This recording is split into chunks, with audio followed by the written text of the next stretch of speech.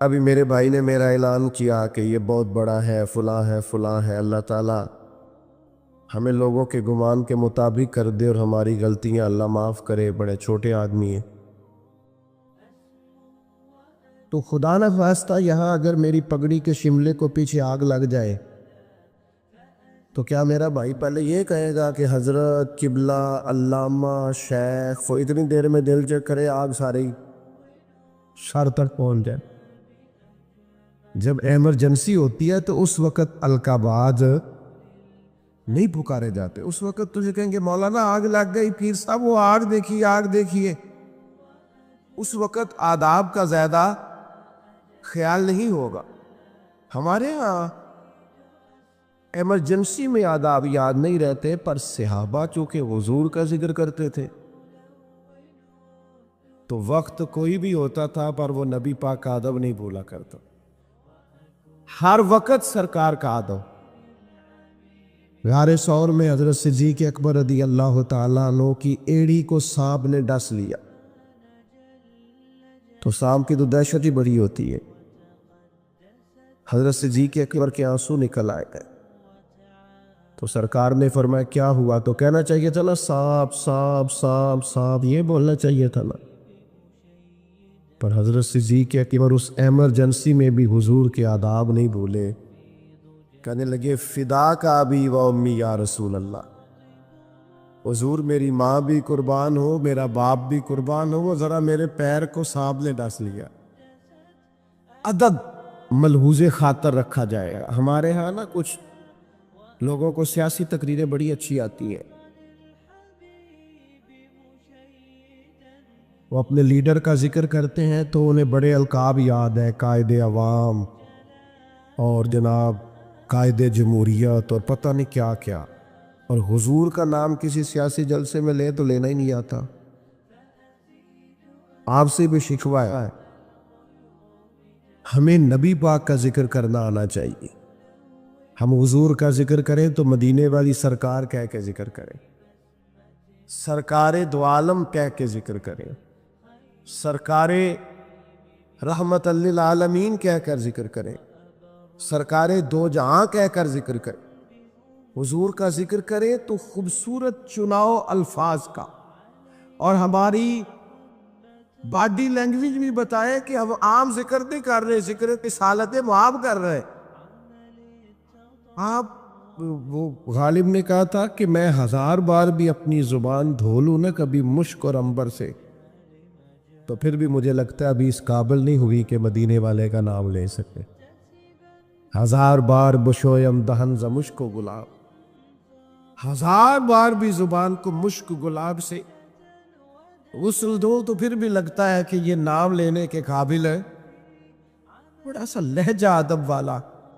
وہ ہمارے اسٹیجوں پہ آج کل داد لینے کے لیے بھی لوگ جوش نقابت میں، جوش خطابت میں بھی بعض چیزوں کا دھیان نہیں کرتے، میری طرح کے لوگ۔ اللہ ماشاءاللہ، اللہ سمجھ عطا کرے۔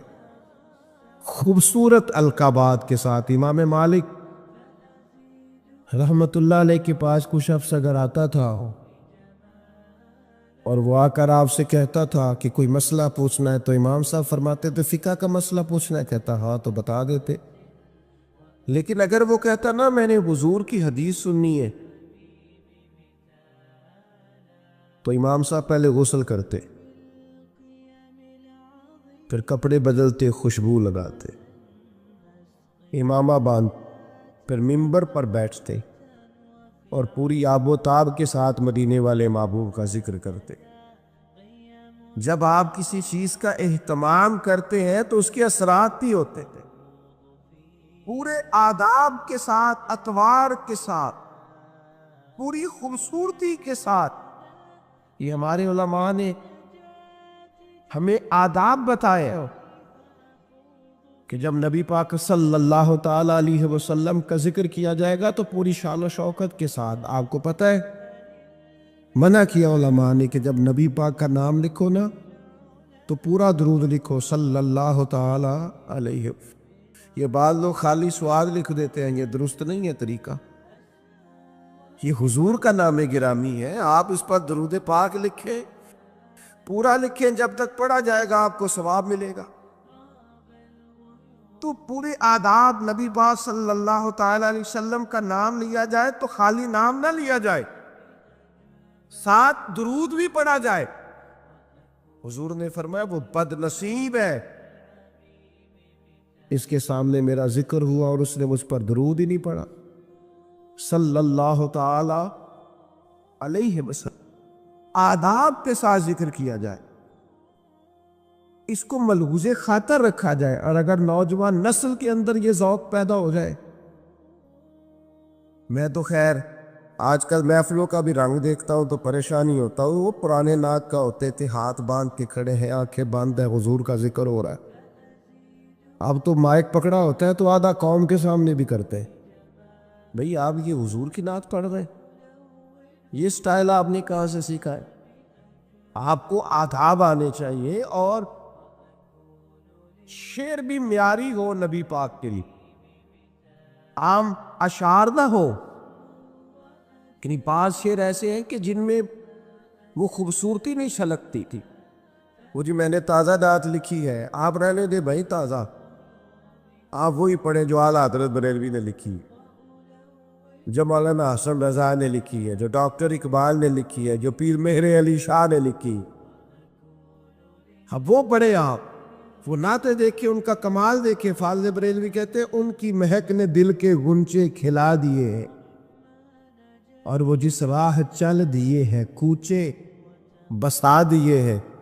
اعلیٰ حضرت کہتے ہیں بڑا بھی کسی کو غم ہو نا تو وہ ذکر مصطفیٰ چھیڑ دے، سارے غم دور ہو جائیں۔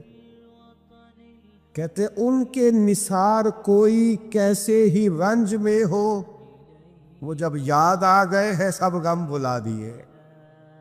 بس حضور کے یاد آتے ہی غم سارے بھول جاتے۔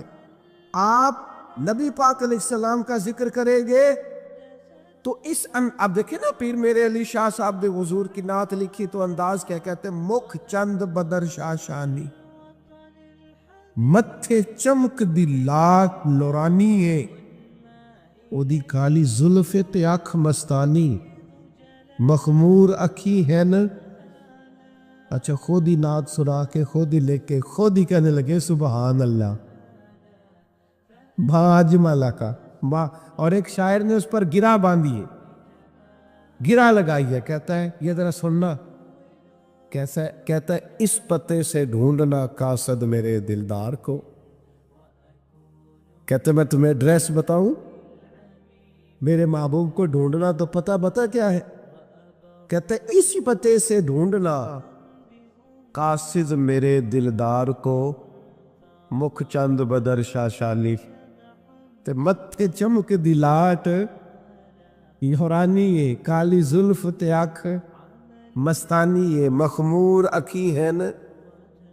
اور فاضل بریلوی کہنے لگے سب سے اولا ہو آلہ، سب سے بالا ہو آلہ، کیا خبر کتنے تارے کھلے چھپ گئے، پر نہ ڈوبے نہ ڈوبا۔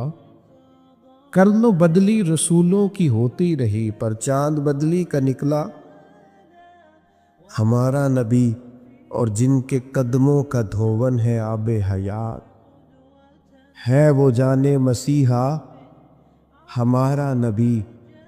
تو میرے بھائی نعت میں تازگی ہو، حسن ہو، اور آپ چناؤ کریں تو عمدہ الفاظ کا کریں، معیاری جملے سرکار کے لیے کریں، معیاری، یعنی سرور کہوں کہ مالک و مولا کہوں تجھے، باغ خلیل کا گلے زیبا کہوں تجھے، بس لیکن رضا نے ختم سخن اس پہ کر دیا، خالق کا بندہ خلق کا آقا کہوں تجھے۔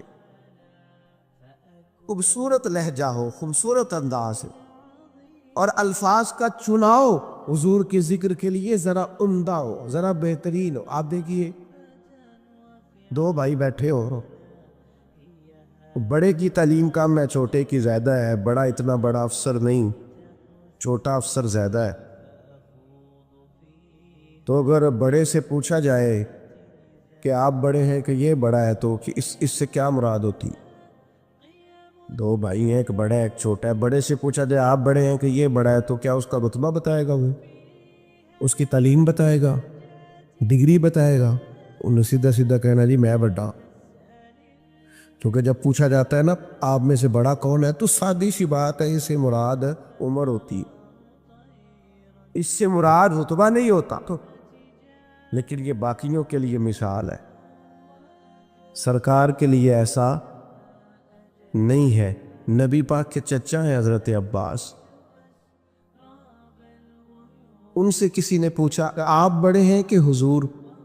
تو پوچھنے والا بھی عمر ہی پوچھ رہا تھا، اس لیے کہ پتا تھا اسے کہ رتبہ سرکار نے بڑھایا. اس نے پوچھا آپ بڑے ہیں کہ نبی پاک؟ تو سادی سی بات ہے، وہ عمر پوچھ رہا تھا، عمر بتانی چاہیے تھی. لیکن حضرت عباس نے ذکر چونکہ حضور کا کرنا تھا، لہذا جملوں کا چناؤ ذرا سمجھ کے کیا. کیا کہا جناب؟ پوچھا تھا آپ بڑے ہیں کہ سرکار؟ تو حضرت عباس کہنے لگے بڑے تو سرکار ہی ہیں، پیدا پہلے میں ہوا تھا، بڑے حضور ہی ہیں، بڑے وہی ہیں اور وہی بڑے رہیں گے. پر ذرا پیدا پہلے یہ سرکار کے لیے جب آپ انداز اختیار کریں گے تو الفاظ کا چناؤ ٹھیک کریں. آپ اچھے جملوں کے ساتھ سرکار کا ذکر کریں گے، قیمتی ترین الفاظ آپ سرکار کے لیے استعمال کریں گے. ایسا نہیں ہوگا کہ جو آپ کی طبیعت میں آیا، جو مزاج میں آیا سو آپ نے کہہ دیا. تو ہمیشہ عمدہ چناؤ الفاظ کا، اعلیٰ ترین لفظ نبی پاک کے لیے آپ چناؤ میں آپ لے کر کے آئیں گے. آپ دیکھیے بعض اوقات ہم بعض چیزوں کا ذکر کرتے ہیں اور اگر اس ذکر میں فارفتگی پیدا کر لینا، بندہ سارے ذکر کرتا ہے لیکن کبھی ماں کا ذکر کرتا ہے نا تو رو ہی پڑتا ہے. سارے بندہ روز تذکرے کرتا ہے لیکن کبھی باپ کو یاد کرتا ہے تو اس کا ذکر عام روٹین میں نہیں کرتا، اس کے ذکر میں بھی کیفیت بن جاتی. حضور کا جب ذکر کریں تو صرف آپ کا ظاہری وضو نہ ہو، آپ کے لہجے کا بھی وضو، آپ کے لفظ شیرینی کی طرح میٹھے ہو، جملے خوشبودار. آپ ہمیشہ اعلیٰ پائے کے الفاظ کا چناؤ کر کے حضور کا ذکر کریں. کبھی بھی کمزور لفظ سرکار کے لیے استعمال نہ کرے اور کسی صورت نہ کرے. حضرت ابو بکر صدیق رضی اللہ تعالیٰ عنہ نے نا نبی پاک علیہ السلام کا جب کلمہ پڑھا تو یہ مکے میں بریکنگ نیوز دوڑ گئی.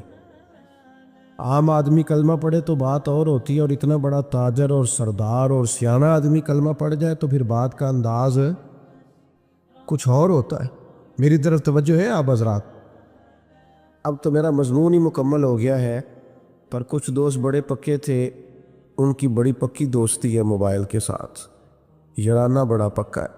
مجھ سے ایک دفعہ ایک دوست نے پوچھا کہ کچھ چلا بتائیں، کوئی وظیفہ کو میں نے کرنا ہے. تو میں کہتا ہوں 20 منٹ موبائل لو ہاتھ نہیں لا رہا. تو وہ بھی بس ہسیا ہی سی جی تسی نہیں ہسے سارے، منی کوئی نہیں ہو 20 منٹ موبائل کے بغیر ہم نکال لیں، یہ کیسے ہو سکتا ہے؟ یہ ممکن نہیں. بہرحال عام دام برسر مطلب مضمون جو میں نے بیان کیا کرنا تھا وہ سارا کر چکا. اب تو بات اینڈ پہ پہنچ گئی. تو اب بھی میرا دل کر رہا ہے کہ بعض دوست موبائل نہ دیکھیں، مجھے دیکھیں. تو چلو جاتی تو بھائی صحیح، اللہ آپ کو جزائے خیر عطا فرمائے، اللہ برکات. ڈاکٹر حضرات نے پتہ کیا کہنا شروع کیا ہے؟ ڈاکٹر کہتے ہیں کہ موبائل تکیوں کے نیچے رکھ کے نہ سوئے. ایک مجھے قابل ڈاکٹر صاحب ایک دفعہ بتانے لگے، کہنے لگے اس کو بند کر کے سوئے. ایسا نہ ہو کہ سوتے وقت بھی آپ کے دماغ پہ موبائل ہی سوار ہو، نیند نہیں صحیح طرح آئے گی. آپ پریشان ہی ہوگے، جھٹے جھٹے لوگ موبائل نکالتے ہیں، دیکھتے ہیں نیا میسج کون سا ہے. خدا را اتنا زیادہ نہیں سوار کریں، نیند نہیں پوری ہوگی تو صحت نہیں ٹھیک رہے. بہرحال حضور سید عالم علیہ السلام کا کلمہ پڑھا حضرت ابو بکر صدیق نے، تو مکہ مکرمہ میں نا یہ بریکنگ نیوز تھی بہت بڑی کہ ابو بکر مسلمان ہو گئے. اتنی بڑی بات، بڑی انفرادی خبر دوڑ گئی. تو اب ظاہر ہے حضرت ابو بکر بہت بڑے تاجر تھے، تو تاجر کے دوست بھی تو تاجر ہی ہو گئے نا. تو بڑے بڑے تاجر گئے پتہ کرنے کہ معلومات کریں حضرت صدیق اکبر کلمہ پڑھ گئے، مسلمان ہو گئے۔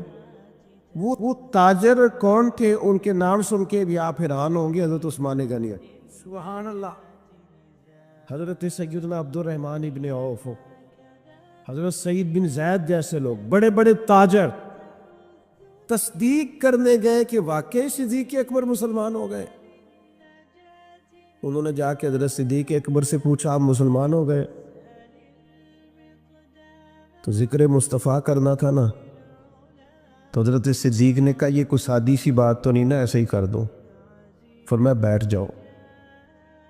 بیٹھ گئے۔ پھر جناب علامہ اسماعیل حقی رحمۃ اللہ علیہ نے لکھا ہے، اس خوبصورتی سے ذکر کیا حضرت صدیق نبی پاک کا، اس معنویت سے ذکر کیا، اس ذوق سے ذکر کیا، اس شان سے نبی پاک کا ذکر کیا کہ وہ جو صرف خالی پتہ کرنے آئے تھے نا کہ آپ مسلمان ہوئے ہیں کہ نہیں، وہ سارے کہنے لگے ابو بکر ہمیں بھی ساتھ لے جا، ہم نے بھی حضور کا کلمہ پڑھنا۔ ہم ذکر اس طرح کریں، ہم تذکرہ اس طرح کا کریں، ہمارا لب و لہجہ اس طرح کا ہو، ہمارا انداز اتنا انوکھا اور شاندار ہو، اپنے بچوں کو ساتھ بٹھا کے رات حضور کا ذکر کریں، سرکار کی حدیثیں یاد کریں۔ دیکھو نبی پاک کی ایک بات ایسی ہے، اس پر پوری زندگی گزاری جا سکتی۔ نبی پاک صلی اللہ تعالی علیہ وسلم نے ہر قسم کی طہارت، ہر قسم کی پاکیزگی اپنی امت کو عطا فرمائی۔ حضور سید عالم صلی اللہ تعالی علیہ وآلہ وسلم نے اس قدر زیادہ طہارت پر زور دیا، پاکیزگی پر زور دیا کہ فرمایا صفائی نصف ایمان ہے، اس کو تمہارے ایمان کا حصہ بنا دیا۔ حضور کس طرح کی پاکیزگی ارشاد فرماتے؟ حضور علیہ السلام سوچوں کی پاکیزگی دیتے، برا سوچنا، بدگمان رہنا، لوگوں کے بارے میں اپنے دل کے اندر بوجھ بٹھانا، نفرت کرنا، اس سے بھی منع فرمایا۔ آغاز یہاں سے کیا کہ تمہاری سوچیں، تمہارے خیالات، تمہارے تصورات، تمہارا گمان یہ پاک ہونا چاہیے۔ یعنی حضرت جابر بن عبداللہ رضی اللہ تعالیٰ عنہ فرماتے ہیں، نبی پاک علیہ السلام نے اپنے وصال ظاہری سے 3 دن پہلے ارشاد فرمایا، تم اپنے رب کے بارے میں جیسا بھی گمان رکھو گے نا، اللہ بھی تمہارے ساتھ ویسا ہی معاملہ کرے گا۔ تو پاکیزہ گمان ہونا چاہیے، تمہارا ذہن ہونا چاہیے اللہ جب بھی فیصلہ کرے گا رحمت والا ہی کرے گا، معاملات کرم والے ہی ہوں گے۔ اچھی سوچ، اچھا گمان، اچھی رائے، یہ سوسائٹی میں خوبصورتی پیدا کرتی ہے۔ آپ دیکھیے حضور اس صفائی کو کتنا پسند کرتے۔ نبی پاک علیہ السلام نے فرمایا اچھا سوچنا بھی اچھی عبادت ہے۔ نہیں آپ صرف اچھا سوچا کریں، مثبت رہا کریں، ہر چیز کو منفی نہ لیا کریں، اور یہ گھر کے اندر بھی ضروری ہے، یہ دفتر میں بھی ضروری ہے، یہ اپنے فیملی ممبران کے ساتھ بھی ضروری ہے، آپ کے جو کولیگس ہوتے ہیں ان کے ساتھ بھی ضروری ہے۔